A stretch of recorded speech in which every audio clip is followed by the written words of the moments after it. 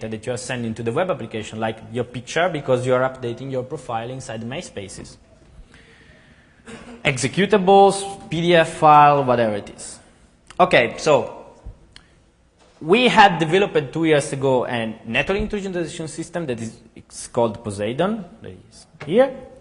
And I will show you later how we modified this to adapt to this new situation, where it's different and why it should be here. So right now we have this engine combining 3 different parameter type, and once the first request comes, the engine learns all the type of the parameter, or at least try to discover as soon as possible the type of each parameter, and then it will use the same model later in the detection phase to check if it's something normal or something bad.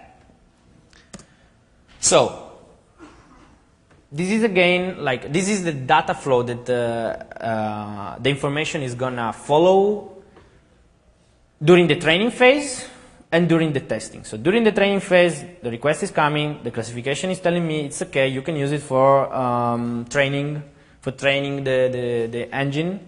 The engine discovers the parameter type for each type in each page or in each resource, and then is feeding the appropriate model for each parameter. So if it's numerical, if it's text or long text raw data.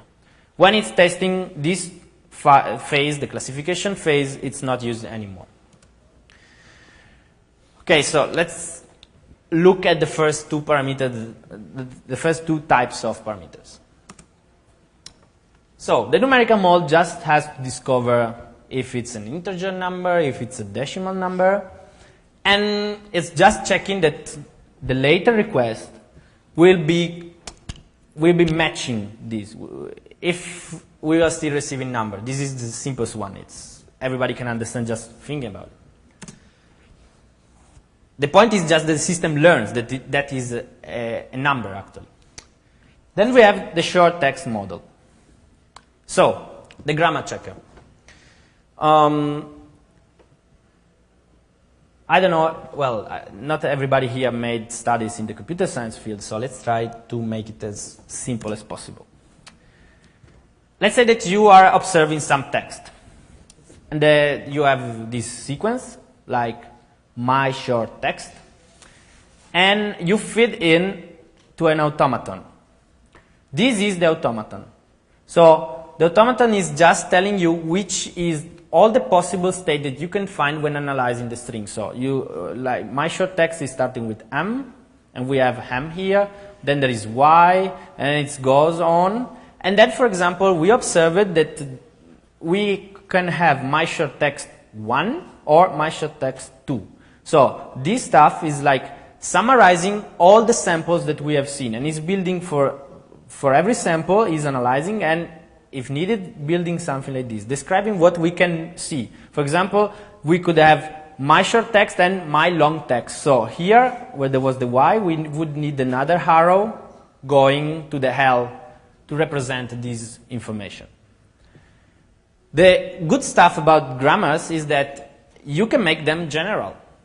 You can derive a regular expression. So, for example, if we have a cookie session, a cookie belonging to a session parameter, and this is the cookie, we don't need to, of course, every time A, B, C, then we will find the E, F, G, H, and then Z, Y, W, because it's a cookie, it's changing every time. So how I'm going to catch that? I cannot build for each cookie that I've seen an automaton. It would take too much space. But I can make a regular expression out of that. So from this, you can always derive this, most of the time. So from A, B, C, D, 1, 2, 3, 4, D, F, G, I can go to this. So this regular expression is telling me that the only sequences that I have observed during the training were made like letters, numbers, and letters. Nothing else more. So if somebody is putting plus, at, backslash, or whatever it is, it's not going to accept it. Of course, when you're making a regular expression, it could be that you are allowing yourself to say, well, this is okay to a larger group of data. Like, you trained your system with 1,000 samples, you should expect only to accept those kind of samples, but could be that you're going to accept something out of that original domain because you have the regular expression. The point is that it's quite difficult, for example, from this expression to fit in something like plus, at, or strange character that you need to inject when you're making, for example, a SQL injection on a cross-site scripting. So let's say that the idea is it's difficult to derive from this one to craft from something that is suitable for this regular expression and anyhow to get your final goal. It's quite difficult. Then we have to cope with the following problem. Because I told you we can we are observing 1,000 samples during the samples during the training phase. Could be that we are building an automaton for each one of them because we cannot find any similarities between them. We cannot build my short text 1 and my short text 2 at the same time, just adding a 2 in the end. Maybe we need something more. We need to build a new automata. So let's say that in our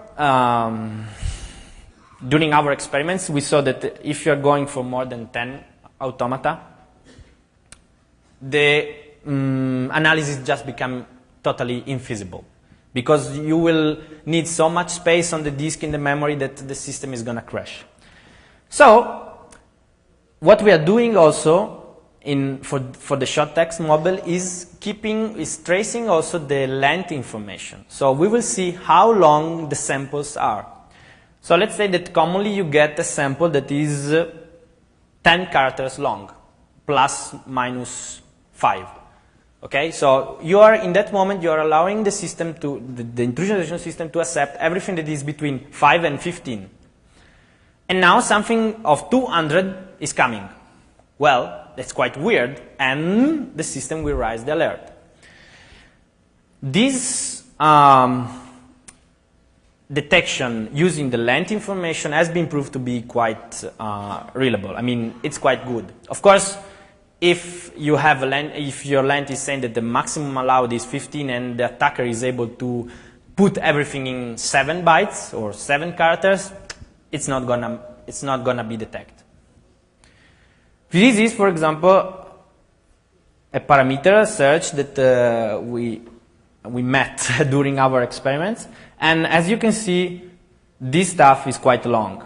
I mean, we couldn't derive anything. Okay, there is plugin, there is external, there is known, but the previous part is completely random.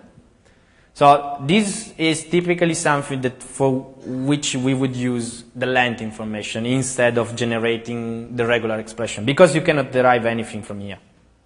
It's too difficult.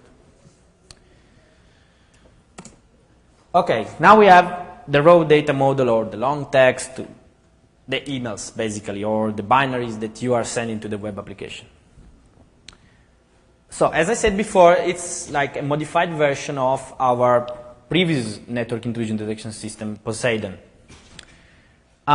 This system is taking a single network packet, is taking just the payload information, so just the content, not header, nothing, just the payload content of the TCP stream, or the one that is going to feed the application.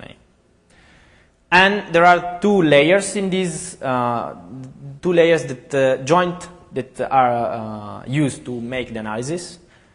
So the whole payload is passed to a neural network. The neural network is making some analysis on it, is giving us a classification. This information is passed to the real detection engine that is based on n-gram analysis. It means that it will consider like the length, the frequencies of each byte and the standard variation of each byte. And both, I don't want to bother you with this because there is the paper in the references and maybe you have seen it last year when we presented here. So let's say that these information joint are used for the anomaly detection to detect the anomalies. It was working quite good. it was a general approach for each network service. I mean, with not only web, also SMTP, FTP, and so on. But in this case, we cannot use it because the basic analysis unit is the network packet. Here we don't have network packet. We must come out with something different. So this time we have a stream of characters. And we have to cope with this. So we said, okay, instead of taking the network packet, we can take the stream, divide the stream in blocks of n character length. So we can modify this length. And then we use this block to pass it again to the neural network that will again classify it. It will give us the classification, and then we will also pass the whole payload again to the same engine for the n-gram analysis about frequencies of bytes.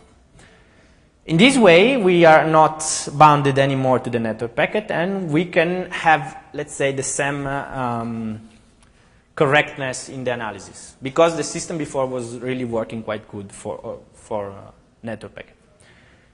So we have the stream. We could find inside it, if we are using length 5, we can have maybe something like 200 blocks. And when it's the anomaly, because before it was easy to say if the whole payload was anomalous, because we got only one answer from the system, anomalous or not. So it was easy to say when you had to raise the alert. In this case, when I'm going to do that, when I find one or what? So the answer to this is when I'm detecting at least a number of anomalies in a single stream that I'm analyzing, I will consider it anomalous. And because, for example, if you are injecting something, if you are injecting a buffer overflow, you will find, for example, the first block and most probably also the second, the third, the fourth, the five in a sequence, because the stream is, that part of the stream will be anomalous for like 100 bytes. So, the problem that the other system had, it was again a little bit unmanageable, because we had to set the threshold to know when it was anomalous or not. And we could do that in an experiment, but if you were going to real life, it's quite difficult, or I mean, you will spend some hours.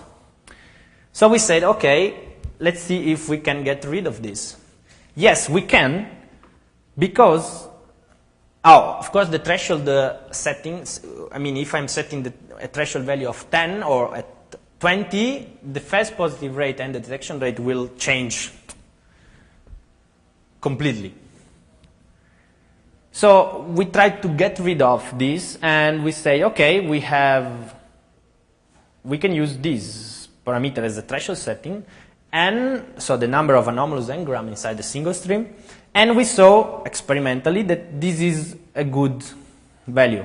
So n equal to 5, so we are analyzing blocks of length of 5 characters, and when we find 5 anomalous blocks, we are raising the alert. This is quite reasonable. It's easy to change if the user wants, and will not lost your nights thinking which is the best value to put there. So this is again overcoming a little bit the problem that we had before.